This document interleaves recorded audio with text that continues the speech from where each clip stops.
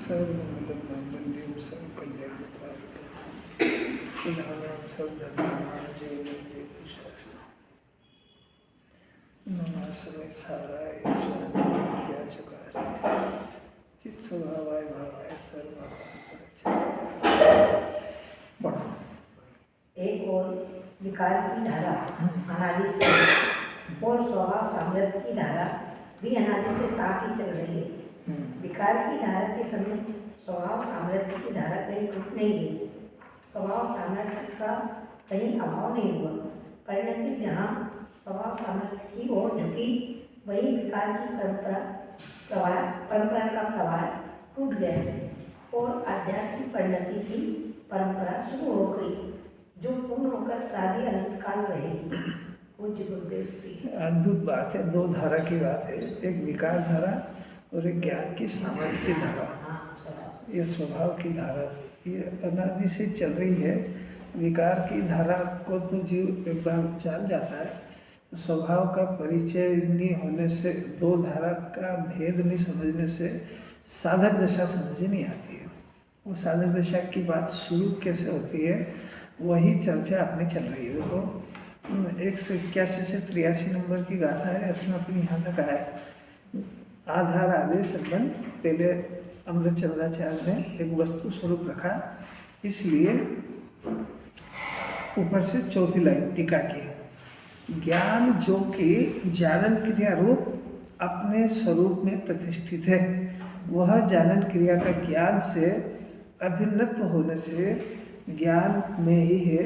क्रोधाधिक जो कि क्रोधाधिक क्रिया रूप अपने स्वरूप में प्रतिष्ठित है, वह क्रोधाधिक क्रिया का क्रोधादि से अभिन्नत्व होने के कारण क्रोधाधिक में ही है। ये बात चलेगी आज, बहुत शांति से समझने की बात है। ये बात अगर समझ में आ जाए तो इसको संवर का जन्म हो ही हो गया। अब यहाँ पे जो बात ली है जानन क्रिया रूप, ये जानन क्रिया दो तरह की होती है। एक जानन क्रिया तो स्वभाव के आश्रित है जो अनादि से चल रही है, और एक जानन क्रिया आत्मा का स्वरूप समझने के बाद द्रव्य दृष्टि होने पर जानन क्रिया का जन्म होता है। जानन क्रिया का जन्म होता है यानी सम्यक दर्शन, सम्यक ज्ञान और सम्यक चारित्र की धारा, इनसे आत्मा जानने में आता है।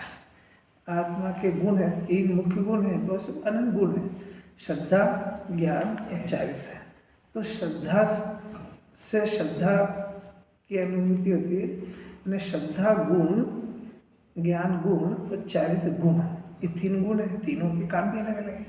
श्रद्धा का काम है आत्मा में अहम करना, ज्ञान का काम है आत्मा को जानना, और चारित्र का काम है आत्मा में लीनता होना, निर्विकल्प होना। तीन गुण है। अभी तीन गुण जब प्रकट होते हैं तब आत्मा का आधार आदि संबंध बनता है, उसके पहले जानते ही नहीं है। तो उस जानन क्रिया का जन्म ही नहीं हुआ। तो जानन क्रिया का जन्म नहीं हुआ तो फिर आत्मा कैसे जानेगा? क्योंकि आपने तो शर्त डाल दी कि श्रद्धा होगी, ज्ञान होगी, चारित्र होगा। तो ये बात सही है कि वही आत्मा जो है श्रद्धा, ज्ञान, चारित्र स्वरूप है। स्वरूप तो है, पर जानने में कैसे आए कि श्रद्धा, ज्ञान, चारित्र की परिणति निर्मल पैदा हो और जानने का काम शुरू हो, यानी जानन क्रिया प्रारंभ हो, तब आत्मा उसमें जानने में आता है। तब इसके बाद समझ में आएगी कि जानन क्रिया और आत्मा का आधार आदि संबंध है। पर अब उसके पहले प्रश्न है कि साहब जानन क्रिया तो प्रकट हुई नहीं, यहाँ लिया है जानन क्रिया। जानन क्रिया में अपने स्वरूप में प्रतिष्ठित है। और अमृत चंद्राचार्य की गहराई जरा समझने का प्रयत्न करना। आप देखो कैसे बताते हैं। देखो पहले तो ऊपर तो फंडामेंटल रूल रखा, अब वस्तु स्वरूप बताते हैं। अभी सम्यक दर्शन, ज्ञान, चारित्र का जन्म कैसे होगा अब बताएंगे। तो पहले तो वस्तु स्वरूप सिद्ध करते हैं। इसमें ज्ञान माने आत्मा जो कि जानन क्रिया रूप अपने स्वरूप में प्रतिष्ठित है। मैंने जानना आत्मा द्रव्य गुण पर्याय का पिंड है। जानने की क्रिया और जानन स्वरूप, जानने का पिंड, दो चीज़ें अलग अलग होगी। ज्ञान का पिंड और उसमें परिणमती हुई जानने की क्रिया। जानने की क्रिया, अब अपने को आत्मा समूह का जन्म होना है तो आत्मा को जानने वगैरह होता नहीं। कैसे जाने कि आचार्य बड़ी स्टाइल बताते हैं उसकी कि एक सामान्य जानना निरंतर चलता है। जैसा क्रोधादि का परिणाम चलता है, ऐसे ही एक जानने की भी क्रिया चलती है निरंतर। किसको जानता है, क्या जानता है, प्रश्न ये नहीं है। जानने की क्रिया निरंतर चलती है। इससे जाना जाता है कि यहाँ जीव रहता है। पकड़ भाई, तो ये हुआ आत्मा अभेद है और उसमें भेद करके समझा रहे हैं। आत्मा अभेद है, ज्ञान दर्शन सुख वीर ऐसे अनंत गुणों का पिंड है, और उसकी जो जानने की जो प्रगट पर्याय है वो भेद है। उसका भेद बगैर कैसे पकड़ में आएगा? भेद यानी उसका लक्षण। तो उसके जानने के लक्षण से जानन क्रियावान आत्मा पकड़ में आएगा। तो पहले वस्तु स्वरूप बता करके जानने की क्रिया का परिचय कराते हैं कि ये जानने रूप एक काम हो रहा है, ये क्या जान रहा है क्या नहीं जान रहा है ये प्रश्न नहीं। पहले आत्मा की सिद्धि करते हैं कि जहाँ जहाँ जानना पाया जाता है वहाँ वहाँ आत्मा रहता है। अब वहाँ वहाँ आत्मा रहता है, अब उस आत्मा को कैसे ढूंढूं कि वो जानन क्रिया में मिलेगा? क्योंकि आत्मा द्रव्य पर्याय स्वरूप एकाकार होने से वो जानने की पर्याय में आत्मा पाया जाता है। अब ये कैसी परस्पर परस्पर बात है कि आत्मा में ज्ञान दर्शन सुख वीर्य भरा है, वो जानने देखने की प्रयास से आत्मा जानने में आता है। कुछ समझ में आ रही है? तो पहले दो भेद कर दिया, अभेद में भेद डाला, पर भेद से वस्तु पकड़ में नहीं आती है। उस भेद को अभेद करते हैं, और अभेद करने पर जब ज्ञान इस जानने की क्रिया के आधार से कोई कनेक्शन जुड़ा ना, उसका जानने की क्रिया के आधार से जब जानन स्वभाव को लक्ष्य करता है, तो जानन स्वभाव को लक्ष्य करते से अभेद होता है, और अभेद होने पर जानन क्रिया का जन्म होता है। यानी जब जैसे अभेद हुआ तो श्रद्धा ने अपने शुद्ध स्वभाव की प्रतीति करी, ज्ञान ने अपने शुद्ध स्वभाव को जाना, और चारित्र के अंदर कषाय के अभाव की निर्मलता की परिणति का जन्म हुआ। इन तीनों के जन्म होने पर अब यहाँ पर ये ज्ञान हुआ कि आत्मा इसके आधार से रहता है, और आत्मा के आधार से जानना शुरू होता है। दोनों का ज्ञान एक साथ रहेगा। दो, एक जानन क्रिया ज्ञान दशा की और एक जानन क्रिया ज्ञान दशा की। समझने का प्रयत्न करना जितनी आए थे, और इसको इस चर्चा को बार बार सुनना, विचार करना, फिर प्रश्नोत्तर करने की लायकात पैदा होगी। फिर प्रश्नोत्तर करो उसमें।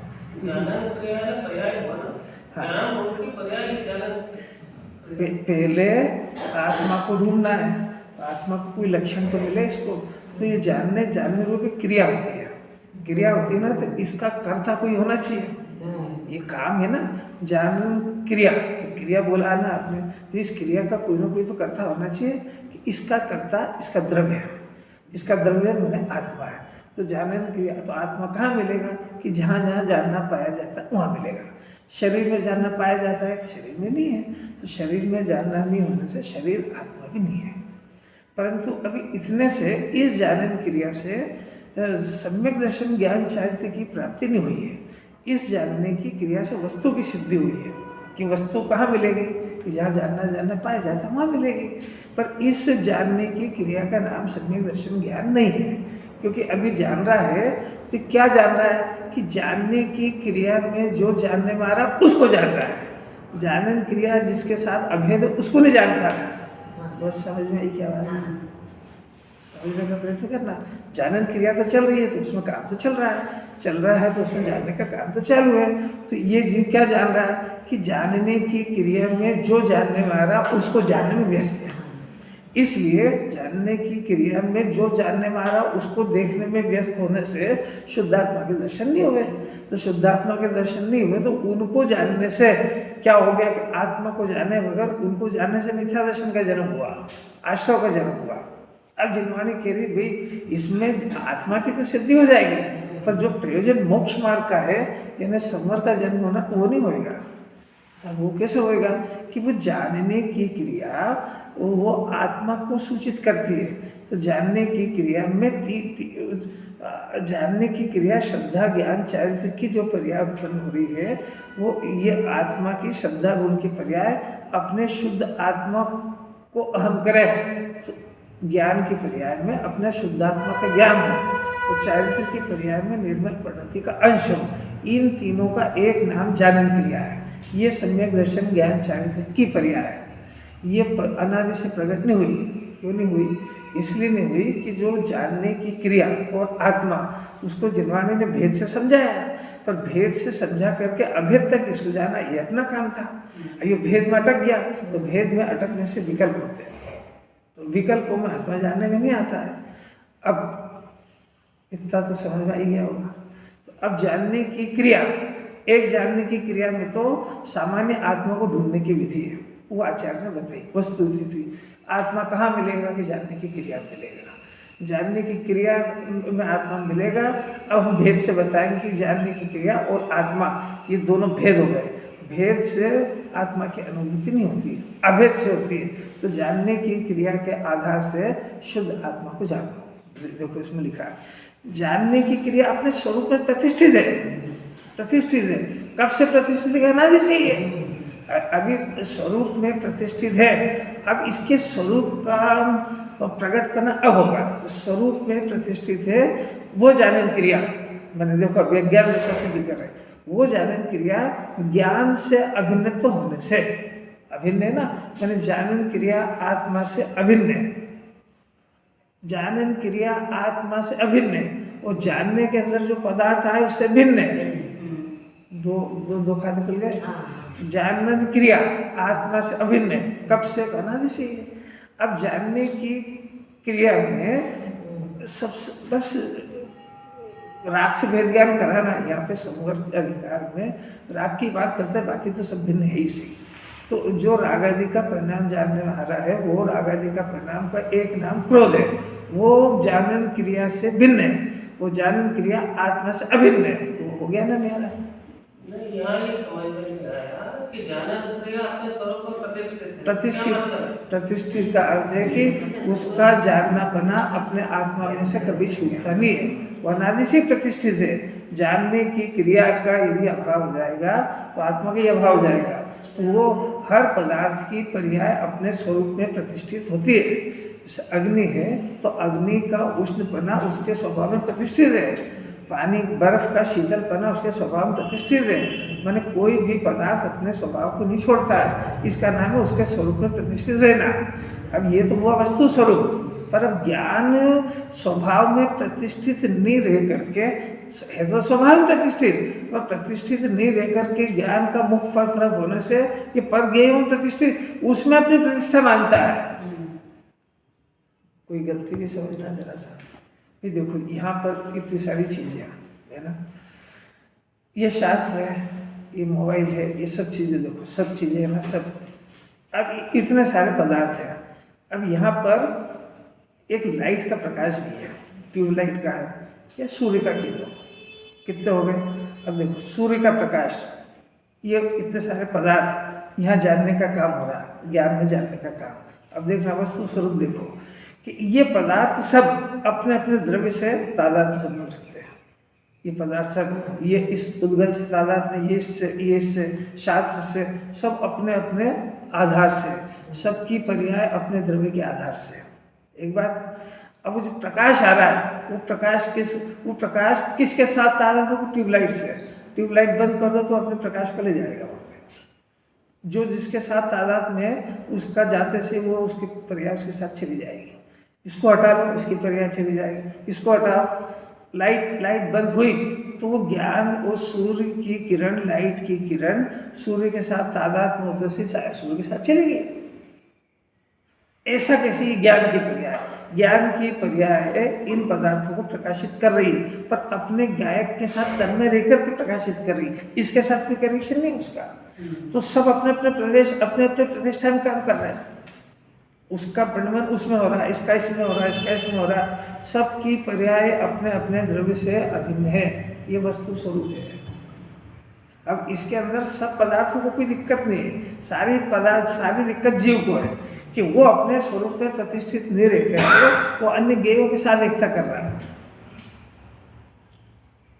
अब पहले आचार वस्तु स्वरूप सिद्ध कर रहे हैं, अगर ये ज्ञान में सिद्ध हो जाए, मैंने ज्ञान की पर्याय ज्ञायक से अभिन्न है, तादात्म्य है, ये इसके ज्ञान में सिद्ध हो तो ज्ञान की पर्याय ज्ञायक के अंतर्मुख होगी। अंतर्मुख होने पर एक नवीन जानन क्रिया प्रकट होगी जिसका नाम सम्यक दर्शन ज्ञान चालित है। अब यहाँ पर उसका जानना शुरू हुआ। अब क्या जानेगा, ये देखो बात, यहाँ से समझ का जन्म हुआ। तो अब यहाँ क्या जानेगा कि जब इसका उपयोग यानी जानन क्रिया, यानी जानने की क्रिया जो अभी तक अनादि से बाहर जारी थी, वो जानन क्रिया का विषय अपना शुद्धात्मा बना। ये घटना अनादि से हुई, अपना शुद्धात्मा जानन क्रिया का विषय बना। तो बनने पर एक शुद्धोपयोग का जन्म हुआ, वितराग भाव का जन्म हुआ। श्रद्धा में जन्म हुआ ना, श्रद्धा में अपने आत्मा को अपना मानने का जन्म हुआ। ज्ञान में अपने शुद्धात्मा को जानने का जन्म हुआ। जानने रूप क्रिया जानने में आई, तो जानने रूप क्रिया जानने में आई, तो ये ज्ञान में अब ऐसा परिवर्तन हुआ कि मैं तो अनादि से करने वाला ही कर रहा था, जबकि मेरा स्वभाव तो जानने का है। जानन रूप अब प्रकट हुआ ना, जानना अब सीखा। अभी तक क्या करता था कि जिस गेय को जानता था उसको स्व जान लेता था। अब यहाँ पर आत्मा को जानने के बाद क्या ज्ञान हुआ कि गेय से तो मेरा कोई संबंध ही नहीं। गेय का तो सिर्फ ज्ञान होता है, और वो ज्ञान की बात भी अपन करेंगे अभी थोड़ी सी याद करना। तो वो ज्ञान तो वो पदार्थ बाहर का बाहर ही रहा, वो जानन क्रिया जो है ये मेरे आत्मा के साथ में। तो अब गेयों को जानने की अकल आई कि गेय को गेय रूप से जानना सीखा है, और चारित्र में उन विकल्पों की साधना कर रहा था। अब निर्विकल्पता का जन्म हुआ। ये काम अनादि से नहीं हुआ, जन्माने को कराना है जन्म में, और वो इसी होमवर्क से, इसी अभ्यास से होएगा। दूसरी कोई विधि विधान है नहीं। ये ज्ञान पर को जानता रहे और मोक्ष मार्ग की शुरुआत हो जाए, 3 लोक 3 काल में घटना कभी नहीं घटने वाली। क्योंकि जानन क्रिया का आधार अब समझ में आई उसके बाद, कब, जब जानन क्रिया अपने स्वरूप में प्रतिष्ठित हुई मैंने अब जानने में आया कि आत्मा के आधार से जानना होता है। और जानने आत्मा के आधार से मेरे को अनादि से जो ज्ञान हो रहा है वो आत्मा के आधार से ही हो रहा था। मैं अभी तक ऐसा मान रहा था गेय के आधार से ज्ञान हो रहा है। भ्रम निकला, ये भ्रम निकल जाए इसका जन्म ही जब होएगा। तो अब इसने उस आत्मा को जाना, तो अब समझ में आई बात कि आत्मा के आधार से जानना और ज्ञान हो रहा है। और ये पकड़ में कैसे आया कि ये जो ज्ञान की प्रकट क्रिया इससे पकड़ में आया। तो आत्मा का आधार, जानने का आधार आदि संबंध आत्मा है, और आत्मा का आधार आदि संबंध जानने की पर्याय से, परस्पर। आत्मा किस आधार से जाना गया कि निर्मल पर्याय से। आत्मा निर्मल पर्याय कब प्रकट हुई कि आत्मा के आधार से। अभी तक क्या मान रहा था, क्रोध के आधार से, क्रोध मैंने राग के आधार से आत्मा जानने में आएगा। तो राग में जानने नाम का गुण ही नहीं है। आत्मा को जानेगा तो आत्मा में भरे हुए आनंद का जन्म होएगा। आत्मा को जाने बगैर जो आत्मा का आनंद भोगेगा कौन, प्रकट ही नहीं होगा। क्योंकि आपके घर में बहुत सारा बादाम काजू पिस्ता सबके बोरे भरे, पर उसका भोग कौन करेगा, जो भोग करेगा उसका पेट भरेगा। वो खाली देखे और पता ही नहीं हो, तो ये दोनों कंडीशन में नहीं होगा। तो आत्मा के अंदर अनंत गुण तो भरे, परंतु इसका भोग किसको होगा कि जो ज्ञान उसको स्वीकार करे उसको। जो ज्ञान उसको स्वीकार नहीं करेगा तो सारा वैभव होते हुए भी भीख मांगेगा इन गेयों से, 5 इंद्रिय के विषय से। चल रहा है अनादि से। अब देखो इतना तो समझ आया हुआ, क्लियर, धीरे धीरे आएगा जरा से थोड़ा, क्योंकि अनंत काल में नहीं हुआ है काम, जिनवाणी कराती है अभी। तो इसकी भाषा समझना एक बहुत ताकत है। इसकी भाषा भी उसको समझ में आती है जो रात दिन इस तत्वाभ्यास में लगे हैं। हर किसी के बस की बात भी नहीं है। अब क्या हुआ, अब देखना यहाँ पर कि जब इसकी जानन क्रिया, वास्तविक जानन क्रिया का जन्म हुआ, वास्तविक मैंने पहले वाली में तो वस्तु की सिद्ध करके, और जब इसका दर्शन, ज्ञान और चारित्र की तीनों पर्याय ने अपने शुद्धात्मा को स्वीकार करा, तो वास्तविक जानन क्रिया का यानी सम्यक दर्शन, ज्ञान, चारित्र की निर्मल पर्यायों का जन्म हुआ। तो आत्मा कहाँ रहता है कि निर्मल पर्याय के आधार से रहता है। क्योंकि निर्मल पर्याय से जानने में आया ना, निर्मल पर्याय से जानने में आया तो जैसा अंशी है वैसा अंश प्रकट हुआ, जैसा आत्मा है वैसी उसकी निर्मल पर्याय का जन्म हुआ। अब क्या हुआ, अब है बात समझने की, बहुत मन लगाने का। जानन क्रिया है, इसकी तो श्रद्धा चाहिए कि कोई गुण है। हाँ बस उसके आगे की बात चल रही है, ये गुण हो गया ना, उसके आगे की बात है कि श्रद्धा हो गया। इस बात का प्रमाण क्या है कि निर्मल पर्याय का जन्म होना चाहिए। अब यहाँ पर जो निर्मल पर्याय का जन्म हुआ, अतीन्द्रिय शांति ज्ञान आनंद का जन्म हुआ, अब इस समय में वो निर्विकल्प है उपयोग, मैंने आत्मा का ज्ञान का विषय क्या बन रहा है, जानन क्रिया का विषय क्या बन रहा है कि अपना शुद्ध आत्मा बन रहा है। ये हुई निर्विकल्प दशा। अब ये निर्विकल्प दशा में जीव रुकता ज्यादा नहीं रह पाता है, अनिल पुरुषार्थ है, अगर रह जाए तो भगवान नहीं बन जाए। तो ये उपयोग बाहर आता है, तो उपयोग बाहर आया, मैंने अब जानन क्रिया का जो जन्म हुआ, तो अब उससे पूछा गया कि भाई क्रोध की क्या पोजीशन है। क्रोध अंदर दिखा ही नहीं, क्योंकि क्रोध अंदर था ही नहीं। रागादि का परिणाम आत्मा में दिखा ही नहीं, दिखा नहीं कि इसने देखा नहीं, नहीं है ही नहीं, इसने दिखा ही नहीं। गजब, देखा वाली बात तो बाहर है कि रागादि का परिणाम है और आत्मा भी है, पर ये आत्मा को देखते ही नहीं, रागी राग को देखता है। पर जब ये इसका उपयोग शुद्धात्मा में गया और शुद्धात्मा में देखा तो आनंद ही आनंद भरा हुआ था, आनंद भरा था, ज्ञान भरा था, सुख भरा था, शांति भरी थी। अब जब बाहर आया तब उससे पूछा कि क्रोध कहाँ है, कि मेरे अंदर तो क्रोध है ही नहीं, क्योंकि मैं तो अंदर झाँक के देख के आया हूँ, मेरे अंदर तो वैभव ही वैभव भरा है, क्रोध मेरे अंदर मिला ही नहीं, क्योंकि था ही नहीं वो। ऐसा नहीं कि था और हमने नहीं देखा, था ही नहीं। यही तो जानन क्रिया का जन्म हुआ। तो मैं अनादि से इस भ्रम में था कि मैं क्रोधी हो गया हूँ, जबकि मैंने आत्मा में जाकर के देखा तो वहाँ क्रोध है ही नहीं। और ये भगवान जिन्हें भगवान कहते रहे कि आत्मा में क्रोध है ही नहीं, पर मेरे उसके बाद बात का भरोसा नहीं आया। आज उस बात का भरोसा आया कि ज्ञान ने जब अंतर्मुख झांक करके देखा तो आत्मा में तो क्रोध का नाम निशान ही नहीं मिला। तो क्रोध कहाँ है कि अब वो जो क्रोध अब बाहर आया तो क्रोध का ज्ञान हुआ, तो क्रोध का ज्ञान आया हुआ तो समझ में आया कि ये ज्ञान ये तो मेरे आत्मा के साथ तादाद में, पर जो क्रोध मेरे को जानने में आ रहा है तो क्रोध अपनी जगह पे पड़ा हुआ, तो उसका तादाद संबंध द्रव्य कर्म से मेरे से नहीं है।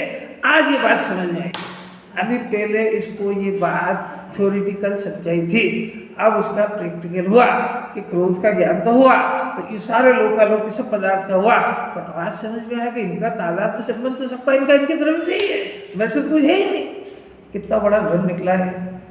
मैंने अनादिकाल यूं ही खोया, यूं ही गंवाया, इन सबके तादाद के संबंध अपने से मान करके इनके कर्ता बुद्धि में जीवन गंवा दिया, जबकि आज समझ में आया कि जगत का एक एक पदार्थ उसकी पर्याय के साथ तादाद में, उसका मेरे से कोई संबंध ही नहीं है, क्योंकि ये मेरा ज्ञान तो इनको प्रकाशित करके छोड़ देता है, इनको अब इनसे कोई वास्ता तो है नहीं।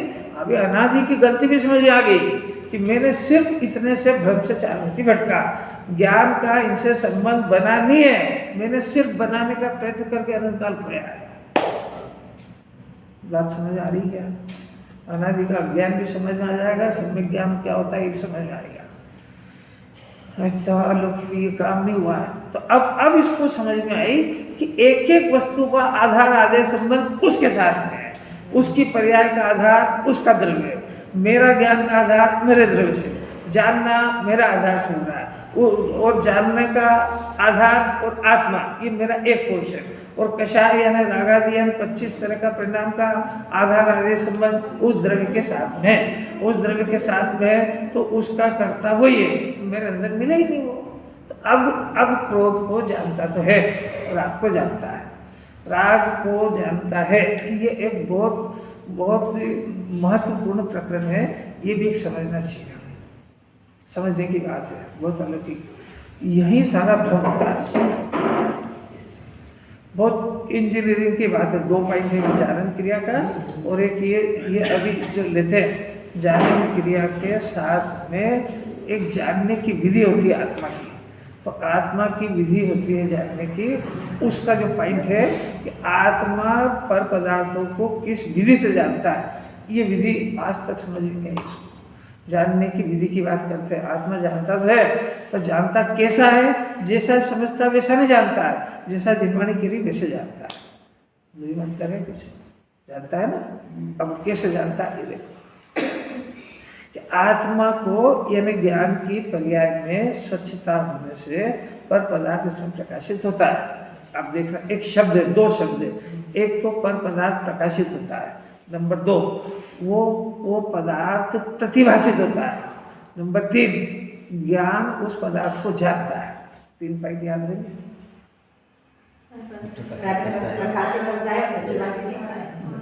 हाँ, इन तीनों का रहस्य जानना है। इन तीनों का बहुत रहस्य है। ज्ञान अपने स्वरूप में प्रतिष्ठित है, पहली बात।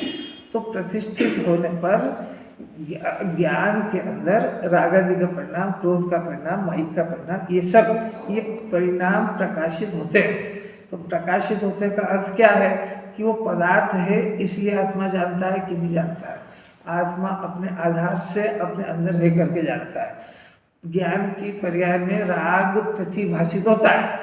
प्रतिभाषित शब्द लिया, प्रतिभाषित होता है या ज्ञान उस राग आदि परिणाम को जानता है। अब ये जानता है का अर्थ हम क्या करते हैं कि वो पदार्थ को देखा और उसका प्रतिभास हुआ। प्रतिभास हुआ यानी हम दर्पण हैं और हमारे अंदर उसकी परछाई पड़ी है, ऐसा मानते हैं। ऐसा नहीं है। हमने उस पदार्थ को देखा, मैंने हमारे ज्ञान में वो पदार्थ विषय बना और हमने उसको जाना, ऐसा नहीं है। ऐसा जानने से ही भ्रम खड़ा हुआ सारा। वो जानन क्रिया का स्वरूप है। ये कैसे जानता है फिर? यानी पर पदार्थों का प्रतिभास होना, पर पदार्थों को जानना, ये इन दोनों का अर्थ ज्ञान की समझने की पद्धति से समझना चाहिए। तो पहले प्रतिभास और जानने का अर्थ समझना कि ज्ञान यहाँ से इस माइक को जाना, तो माइक वहाँ पड़ा है कि यहाँ की माइक तो वहीं पड़ा हुआ। तो अब इस ज्ञान ने माइक की तरफ मुख करके देखा तो माइक की आकृति यहाँ बनी। बात समझ आ रही क्या? ऐसा नहीं है। अरे यही चल रहा है ना, मानते वो अलग है, पहले जो वस्तु स्वरूप है सुनो, वस्तु स्वरूप को पहले समझो। समझने पर अपनी विपरीतता ख्याल में आएगी, तो विपरीतता ख्याल में आएगी तभी मिथ्या दर्शन टूटेगा, ऐसे नहीं टूटेगा। प्रतिभास का अर्थ क्या हुआ कि वो पदार्थ को हमने देखा और उसकी आकृति बनी और उसकी आकृति पे हम मोहित हो गए। तो मोहित हो गए, इसका नाम मिथ्या दर्शन है। तो अब बात यह है कि वो पदार्थ का प्रतिभास हुआ ही नहीं। ये अब समझना जरा बात। अब पहले जानने की विधि समझ लो कि जानने की विधि ये है कि आत्मा एक पदार्थ है, इसमें जानने का काम होता है। तो प्रतिभास का अर्थ तो क्या है कि जैसे दर्पण में कोई पदार्थ प्रतिबिंबित हो, तो दर्पण में प्रतिबिंबित हुआ ना, तो वह दर्पण तो जड़ है, इसलिए वहाँ एक कंडीशन है कि वो पदार्थ वहाँ होगा तो ही उसमें दिखेगा। वो पदार्थ अगर वहाँ नहीं है तो वहाँ बिंब में प्रतिबिंब तो कुछ वहाँ होगा जब तो दिखेगा। इसमें ज्ञान के साथ ऐसा नहीं है। ज्ञान क्या करता है कि ज्ञान एक अंदर में जानने की क्रिया का पिंड जो निरंतर जाना करता है, तो निरपेक्ष रूप से जानता है। तो ये प्रतिभास ज्ञेय है, इसलिए ज्ञेय का प्रतिभास नहीं होता है। ज्ञेय तो अनंत है, पर जानने की पर्याय जिस काल में उसके उहाड़ के अनुसार जो जानना हो उनकी आकृति की रचना अपने अंदर करती है और उनकी आकृति की रचना करके उस आकृति को जानता है। उसका नाम प्रतिभास है। वो उस पदार्थ को देख करके नहीं बनता है वो, क्योंकि अगर उस पदार्थ को देख करके ज्ञान में यह आकृति बने तो ज्ञेय से ज्ञान हो गया। बात समझ में आई क्या? नहीं। बात फिर से देखो, ज्ञान की पर्याय में स्वच्छता है। स्वच्छता के अंदर राग आदि का परिणाम झलका, क्रोध का, मान का, माया के परिणाम झलका।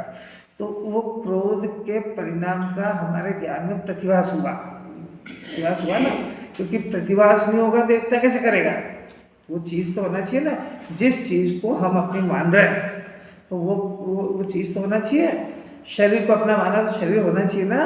तो शरीर इस ज्ञान को शरीर का दिखना जरूरी है, इस ज्ञान को क्रोधादि के परिणाम का दिखना जरूरी है, तभी तो उसे एकता करेगा। बात समझ आ रही क्या? समझना जरा मिथ्या दर्शन भी कैसे हुआ कि वो पदार्थ का प्रतिभास हुआ, ज्ञान में प्रतिभास होने की शक्ति है, ताकत है, तो वो ज्ञान की पर्याय में दो चीज का प्रतिभास हुआ, एक शुद्धात्मा का और एक क्रोध कषाय का, दो का प्रतिभास हुआ। तो दो का प्रतिभास होने पर इसने आत्मा को तो छोड़ा, वो जो क्रोधादि का परिणाम या शरीर का परिणाम या धन दौलत जो दिखा, उसके प्रतिभास को देख करके उसके साथ एकता स्थापित करी।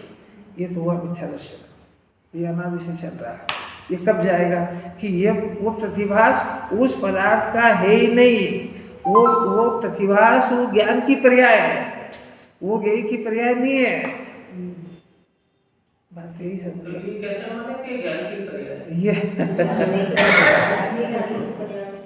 प्रतिभास भी उसी का होता है जिसको एक बार देखा, मतलब जैसे मैं सुनो अब नहीं, वो तुम्हारा आपका उदाहरण को अभी ये वस्तु स्वरूप को समझो। ज्ञान का स्वभाव ऐसा होता है कि यहाँ पर भी हजारों गेय हैं, आप रोड पे जाओगे कोई एक गेय नहीं, हजारों गेय। ज्ञान सबको विषय नहीं बनाता है। ज्ञान की स्वच्छता के आधार से वो जिस समय में उसके अंदर जिस क्वालिटी का प्रतिभास बनाना हो उसी क्वालिटी का बनाता है, और वो प्रतिभास बनाता तो ज्ञेय तो अनंत है। अगर ज्ञेयों से ज्ञान हो रहा हो तो अनंत और ज्ञेयों को एक साथ जानना चाहिए उसको, वो नहीं जानता है। वो उसके ज्ञान के उघाड़ के अनुसार जिसकी जो आकृति बनाना होती वो बनाता है, और उस आकृति की रचना वो अपने अंदर करता है, वो ज्ञेयों से मदद लेकर नहीं करता है। अर्थात ये हुआ कि ज्ञान ज्ञेयों की तरफ झांके बगैर यहाँ ज्ञान के अंदर काम करा करता है। ये आत्मा का स्वरूप है। ज्ञान अगर ज्ञेयों की तरफ झांक करके ज्ञेय की आकृति बनाए, या जैसा ज्ञेय है वैसा प्रतिभास हो, तो वो तो ज्ञेय से ज्ञान हो गया, वो तो मिथ्या दर्शन है, वो तो अनादि से चल रहा है। तो हमको शरीर दिखा तो शरीर की आकृति शरीर होने के कारण हमको दिखी कि ऐसा नहीं है। शरीर की आकृति ज्ञान ने बनाई, उस समय में शरीर का ही ज्ञेय बनाने का काल था। इतने सारे ज्ञेय में वो जिसको चाहता उसी को ज्ञेय बनाता है। चाहता मैंने तो शब्द की बात है, उसके ज्ञान में जिस समय जो जानने का काल हो उसकी आकृति बनाया करता अंदर, और उसी को जानता है। वो आकृति ज्ञेयों की मदद से नहीं होती है, वो आकृति ज्ञेयों की मदद से हो तो ज्ञान सापेक्ष हो जाएगा, निरपेक्ष नहीं रहेगा। तो आत्मा निरपेक्ष तत्व है, आत्मा द्रव्य भी निरपेक्ष है, गुण भी निरपेक्ष है, तो पर्याय सापेक्ष नहीं होती है। पर्याय भी निरपेक्ष रूप से जानती है।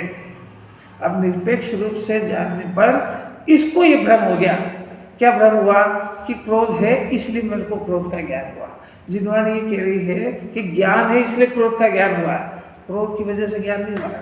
क्रोध की आकृति बनी ये बात सत्य है। क्रोध का प्रतिभास आत्मा में हुआ ये भी सत्य है, पर वो प्रतिभास वो ज्ञान की पर्याय है, वो क्रोध की आकृति नहीं है। वो दिखा तो क्रोध ही है, ज्ञान आज तक नहीं दिखा। आज तक देखने का प्रयत्न नहीं करा, वो जिनवाणी दिखा रही है। आप जो देखोगे वो दिखेगा। आप इतने में से जिसका गुण देखना हो उसको गुण दिखेगा, जिसका दोष देखना हो दोष दिखेगा, पुरुष देखोगे पुरुष दिखेगा, स्त्री, इतने सारे ज्ञेयों में से ज्ञान जिस चीज को सिलेक्ट करता उसको देखता है, सबको नहीं देखता है। सबको देखे उसका नाम केवल ज्ञान।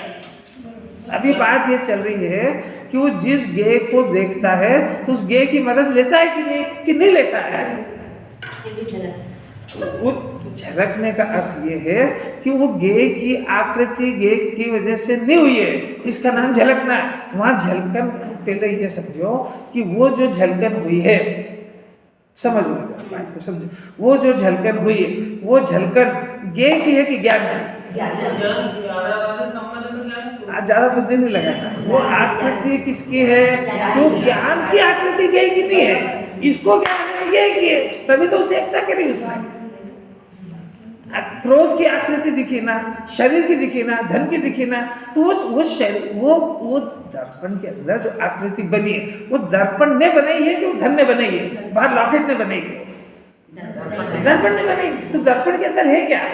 लॉकेट है कि दर्पण ही है? दर्पण है। तो इस ज्ञान के अंदर जो इसने आकृति बनाई है, उस आकृति वो क्रोध की आकृति है कि धन की आकृति कि शरीर की है? तो उसके यही नहीं, तो ज्ञान की है। इसका नाम प्रतिभास है। हमको प्रतिभास उसका दिखता है, वो पदार्थ का, इसी का नाम का ज्ञान है। क्योंकि ज्ञान के अंदर किसी पदार्थ का प्रतिभास होते ही नहीं है। ज्ञान अपने अंदर रचना करता है और वो अपनी रचनाओं को देखता है, ज्ञान को नहीं देखता है वो। अरे अनादि से उलट पुलट बात है। केवल ज्ञानी परमात्मा अंदर देखते हैं तो लोग का लोग दिखता है, और ये ज्ञ को देखता है तो क्या दिखा आज तक? ये शास्त्र को पढ़ पढ़ के कितना ज्ञान होगा, क्योंकि ज्ञ से होते ही नहीं ज्ञान। अलग पलट बात है, अनादि से नहीं। ज्ञान अपना काम अपने अंदर में रह करके निरपेक्ष रूप से करा करता है। और ये ज्ञान किसको जानता है कि ज्ञान अनादि से आत्मा को जान रहा है। ऐसा नहीं जानने के कारण उसकी जानन क्रिया शुरू नहीं हुई। तो जानन क्रिया शुरू नहीं होने से ज्ञान ज्ञ में उलझ गया, जबकि ज्ञ का आत्मा के अंदर कोई प्रतिभास नहीं होता है। यानी ज्ञान ज्ञेयों को जानने के काल में जिनवाणी ज्ञेयाकार कहती है, पर वो ज्ञेयाकार के काल में ज्ञान ज्ञानाकार ही रहता है। और ज्ञान ज्ञानाकार रहने पर ज्ञान का आकार ज्ञ की आकृति रूप हुआ, ऐसा जिनवाणी में कहते हैं। पर वो ज्ञान वो ज्ञ की आकृति नहीं, वो ज्ञानाकृति है। मैंने गायक तो न्याय कह रहा। फिर वो ज्ञान ने जो आकृति बनाई तो उस पदार्थ की बनाई, लॉकेट की बनाई है ना। एक लॉकेट है वहाँ पे 10 इंच का। अब वो लॉकेट की आकृति ज्ञान ने यहाँ बनाई अंदर, तो लॉकेट की आकृति लॉकेट के पास है, ज्ञान के अंदर है। यही समझ। लॉकेट की आकृति बनी, वो लॉकेट की आकृति लॉकेट के पास है, ज्ञान के अंदर है। वो लॉकेट के पास है। कि ज्ञान लॉकेट की आकृति रूप हुआ कि नहीं, कि हुआ है, ये सिर्फ कथन मात्र है। वास्तव में तो ज्ञान लॉकेट की आकृति, क्योंकि लॉकेट की तो लॉकेट के पास नहीं। ज्ञान ने जो रचना करी है अपने अंदर में, तो ज्ञान ने तो अपने मटेरियल से आकृति बनाई उसकी। ज्ञान में जो काम हुआ है वो लॉकेट से मटेरियल लेके बनाया है कि ज्ञान के मटेरियल से बनी है। वो ज्ञान के मटेरियल से बनी है, तो उस ज्ञान के अंदर लॉकेट बिल्कुल नहीं आया। लॉकेट की आकृति अरे वो भी नहीं आई है, फिर क्या आया? तो ज्ञान ही क्या है? अभी आप यहाँ देखो ना, अभी आपको दिखाया तो सही। यहाँ ट्यूबलाइट का प्रकाश भी है, यहाँ सूर्य की किरण भी है, और यहाँ पे इतने सारे पदार्थ भी है। तो आपको क्या क्या दिखता है इसमें? कि सब दिखता है, सूर्य नहीं दिखता है। तो आप यहाँ पे देखो कि आप प्रकाश को देखोगे तो प्रकाश दिखेगा, और प्रकाश में गाड़ी देखोगे तो गाड़ी दिखेगी। बाहर है कि नहीं सब चीज़? मकान है तो मकान के साथ में प्रकाश भी है। आपको क्या दिख रहा है? तो उसको प्रकाश नहीं दिखता है, उसको सामान दिखता है। तो वहाँ पे सामान है कि नहीं है? तो सामान है ना, तो सामान को जानने वाला भी है कि नहीं है? तो सामान को जानने वाला है, इसी का नाम जीव है। और वो सामान को जानने वाला वो आत्मा का भेद है, और वो जानने वाला भेद होने से वो आत्मा के साथ अभेद रहता है। आत्मा को देखने का अभ्यास जिनवाणी करा रही है। ये ज्ञेयों को देखने में अभ्यस्त है। इसकी अनादिकाल की गंदी आदत यही है कि जिस ज्ञेय को देखता है उसके संकल्प विकल्प उसको अपना बनाने के काम करा करता है। इसीलिए मिथ्या दर्शन हमेशा पुष्ट होता है। वो जानते ही नहीं है कि मेरे अंदर तो ये ज्ञेयता ही नहीं है, पर ये ज्ञेय की आकृति भी नहीं आई है, और ये ज्ञेय की आकृति ज्ञेय है इसलिए मेरे ज्ञान में नहीं आई है, क्योंकि जानना मेरे आधार से हो रहा है, जानना इसके आधार से थोड़ी हो रहा है। इतनी गंभीर बात है, समझना तो पड़ेगी इसको, क्योंकि फंक्शन तो ऐसे चल रहा है। अब वो ज्ञान में जब हमने ऐसा मान लिया कि ज्ञेय का प्रतिभास हुआ, तो वो प्रतिभास आत्मा का है ऐसा भूला, और ज्ञेय का प्रतिभास होने से वो ज्ञेय के साथ एकता करता है। एकता करेगा ही करेगा, क्योंकि वो प्रतिभास हुआ उसमें। अब वो जिनवाणी केरिक भी वो प्रतिभास ही आत्मा का है, वो ज्ञेय का है ही नहीं, क्योंकि ज्ञेय अपनी जगह पे पड़ा रहा। क्रोध अपनी जगह पे पड़ा रहा, शरीर अपनी जगह पे पड़ा रहा, इतनी सारी चीज़ें हैं दुनिया की, सब चीज़ें, सब पदार्थ, जगत के सब पदार्थ अपने अपने में रहकर अपना अपना काम कर रहे हैं। किसी का किसी के साथ किसी तरह का तादात्म्य संबंध, किसी तरह कोई संबंध बिल्कुल नहीं है। सिर्फ ज्ञान ने ये विपरीतता करी कि वो अन्य ज्ञेयों का प्रतिभास होने पर, कि प्रतिभास भी बार बार ले रहे हैं क्योंकि इसको प्रतिभास से भ्रम होता है। वो ज्ञेयों का प्रतिभास नहीं है, वो ज्ञान का ही प्रतिभास है, ऐसा नहीं जानता है। वो ज्ञेय का प्रतिभास होने से वो ज्ञेय की तरफ चला जाता है। मैंने सीधी सी बात है कि आत्मा जानता है, पर पदार्थ को जानता है, तो जैसा ये जानता है वैसा नहीं जानता है, जैसा जितवानी की थी वैसा जानता है। वो कैसा जानता है कि ज्ञेय वहाँ पे है और आत्मा अपनी है, ज्ञान में अपने स्वरूप में प्रतिष्ठित है। तो ज्ञान यहाँ पर आकृति बनाया करता है। पहली बात, आकृति बनाया करता है। कैसी बनाया करता है कि जैसे ज्ञेय वैसी नहीं, जैसी इसकी योग्यता वैसी है। बात समझ आ रही है? ज्ञान अंदर ही अंदर परिणमन करता है, जानन क्रिया होती है ना इसमें, तो जानन क्रिया होने से ज्ञान अंदर ही अंदर परिणमन करता है। परिणमन तो करता है, कैसे करता है कि जैसे ज्ञेय वैसे नहीं, वैसे नहीं करता है, वो अपने अंदर ही अपनी आकृति बनाया करता है। एक बार तो अब वो चूंकि यहाँ पर उसने एक आकृति बनाई है ना, यहाँ पर एक पुस्तक की आकृति बनी, तो अब ज्ञान किसको जान रहा है कि पुस्तक को जान रहा है, तो वो पुस्तक को, वहाँ पुस्तक को जान रहा है कि यहाँ जान रहा है? तो जान तो यहाँ रहा है। अब यहाँ पुस्तक है कि नहीं? यहाँ पुस्तक तो है नहीं। यहाँ क्या है? यहाँ तो ज्ञान ही है। तो जान क्या रहा है कि ज्ञान को, वो ऐसा मानता है कि वो पुस्तक को जान रहा है। ये भ्रम का नाम ही मिथ्या दर्शन है। फिर से सुनना जरा सिद्धांत हृदय में उतारो, ये कोई सुन के समझ में आ जाए, होशियार मानती है। ज्ञान जो है ना, नंबर 1, 2 सिद्धांत याद रखो। ज्ञान ज्ञेय से नहीं होता है, ज्ञान ज्ञेय का नहीं होता है। 2 पॉइंट याद रखिए। ज्ञान ज्ञेय से नहीं होता है, ज्ञान अंदर अंदर रचना करता रहता है। केवल ज्ञान अंदर ही अंदर बनाया करता है। वो केवल ज्ञान 7 नरक और 16 स्वर को देखने थोड़ी जाता है वहाँ पे। वो 16 स्वर 7 नरक उनकी आकृति अंदर बनाया करता है। बनाया क्या करता है? उसका स्वभाव है। तो वो चूंकि वो जो जान रहा है वैसा पदार्थ भी जगत में है, ऐसा वो पदार्थ नहीं, ऐसा नहीं कह रहे। क्रोध का परिणाम भी है, पदार्थ, घर, कुटुंब, परिवार, ये भी सब है, नहीं है ऐसा नहीं कह रहे हैं। वो है, वो अपनी जगह पे है, वो है। और ज्ञान ने ये आकृति बनाई है, तो आकृति उन ज्ञेयों से लेकर के नहीं बनाई है, ज्ञान ने निरपेक्ष रूप से बनाई है। तो ज्ञान यहाँ पर ज्ञान ज्ञायक के अंदर जो उत्पन्न हुआ ज्ञान, उसको जान रहा है। और उसको जान रहा है तो वो जैसा उसने जाना है अंदर, वैसी पदार्थ जगत में है और होना चाहिए। इस ज्ञान को प्रमाणिक ज्ञान कौन कहेगा? मैंने वो पदार्थ वहाँ हो ही नहीं और ज्ञान यहाँ जाने, तो उस ज्ञान की प्रमाणिकता थोड़े रहेगी। नहीं रही बात, समझ नहीं भी। दर्पण ने जैसा इसका जैसा देखा तो वैसा होना चाहिए ना, तो वो दर्पण प्रामाणिक है। ये है तो 5 हाथ का, उसमें देखे 15 हाथ का, तो दर्पण है प्रामाणिक। तो ज्ञान आत्मा को जानता है, उसमें उसने जिसको जाना वो पदार्थ जगत में हो ही नहीं, तो इस ज्ञान को प्रमाण कौन कहेगा? तो वो ज्ञान अंदर ही अंदर रह करके रचना किया करता है। ज्ञान अपने अंदर अपने ज्ञान से रचना करता है और उसी को जानता है। ज्ञेयों का प्रतिभास उसमें सिर्फ कथन मात्र है, उसका नाम व्यवहार है। आत्मा में ज्ञेयों का प्रतिभास नहीं होता, वो ज्ञान का ही प्रतिभास है। ये से ज्ञान हुआ तो क्या ज्ञान इतना छोटा है कि इतना ज्ञेय और ज्ञान होता है? तो जो समझा रहे हैं वो समझने का प्रयत्न करना चाहिए।